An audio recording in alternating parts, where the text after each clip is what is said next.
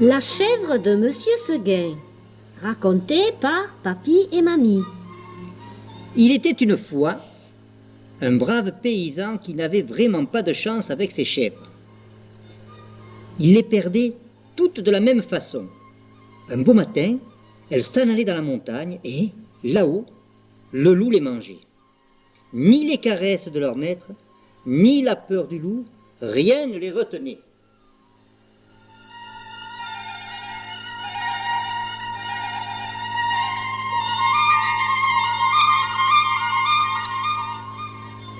Après avoir perdu 6 chèvres, il en acheta une 7e. Seulement, cette fois, il prit soin de la prendre toute jeune pour qu'elle s'habituât mieux à demeurer chez lui. Ah, qu'elle était jolie, cette petite chèvre! Elle avait des yeux doux, une jolie barbiche, des sabots noirs et luisants, des cornes zébrées et un beau poil blanc qui luisait au soleil. Il l'appela Blanquette.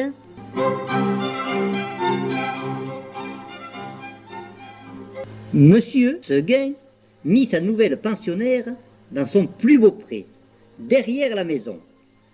Il l'attacha à un pieu, ayant soin de lui laisser beaucoup de cordes, et, de temps en temps, il venait voir si elle était bien. La chèvre était très heureuse et broutait l'herbe de si bon cœur que M. Seguin en était ravi. « Enfin, pensait le brave homme, en voilà une qui ne s'ennuiera pas chez moi. »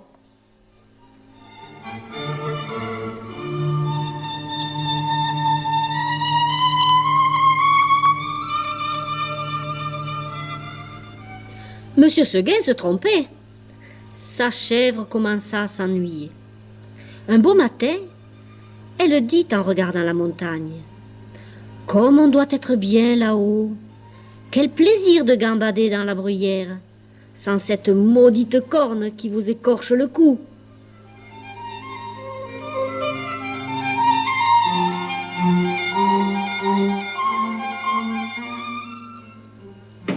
À partir de ce moment, l'herbe de son pré lui parut fade.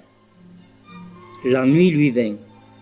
Elle se mit à maigrir et à donner de moins en moins de lait.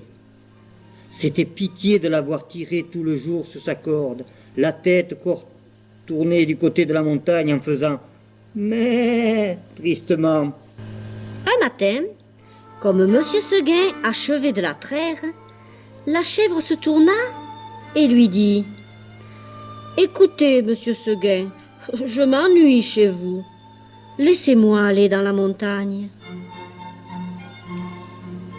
« Mais malheureuse, tu ne sais pas qu'il y a le loup dans la montagne? Que feras-tu quand il viendra? » ?»« Je lui donnerai des coups de corne, Monsieur Seguin. »« Le loup se moque bien de tes cornes.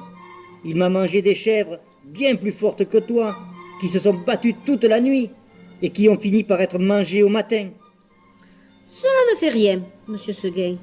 Laissez-moi aller dans la montagne. »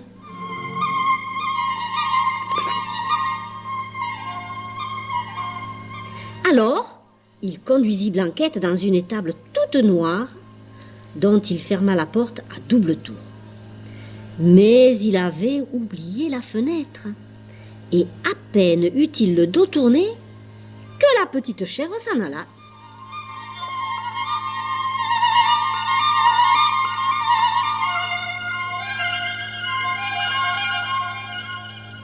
Blanquette arriva dans la montagne. Ce fut un ravissement. Toute la montagne lui fit fête et la reçut comme une reine. Les vieux pins se penchaient pour l'admirer et se baissaient jusqu'à terre pour la caresser du bout de leurs branches. Les genêts d'or s'ouvraient sur son passage et les fleurs éclataient de toutes leurs couleurs.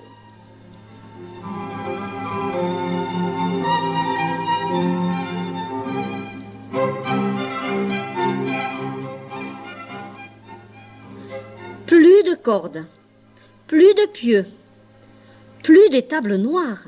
Rien n'empêchait Blanquette de gambader, de brouter à sa guise.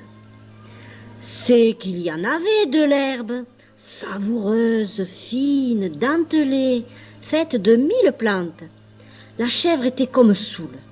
Elle dévalait les talus, elle faisait des bonds, elle se roulait les 4 pattes en l'air dans les bruyères, elle escaladait des pics, elle sautait des torrents d'un seul bond, puis allait se reposer sur une roche plate pour se laisser caresser par les rayons du soleil.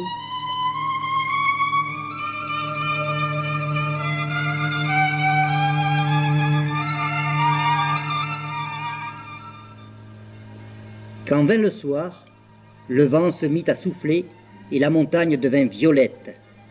Puis Blanquette entendit un hurlement. Ouh! C'était le loup. Au même moment, une trompe sonna bien loin dans la vallée. C'était ce bon monsieur Seguin qui tentait d'avertir sa petite chèvre. Reviens, reviens, criait la trompe.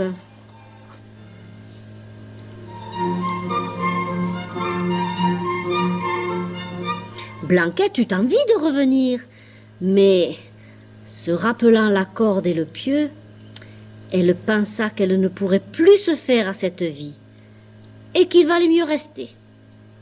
Alors, le loup s'avança et Blanquette, courageuse, se mit face à lui, la tête basse et les cornes en avant.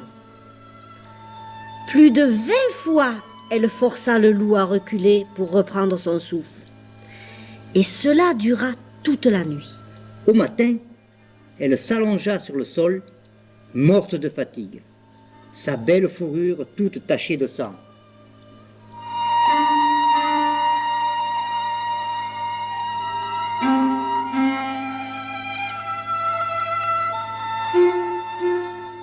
Et le loup se jeta sur la petite chèvre de ce pauvre monsieur Seguin et la mangea.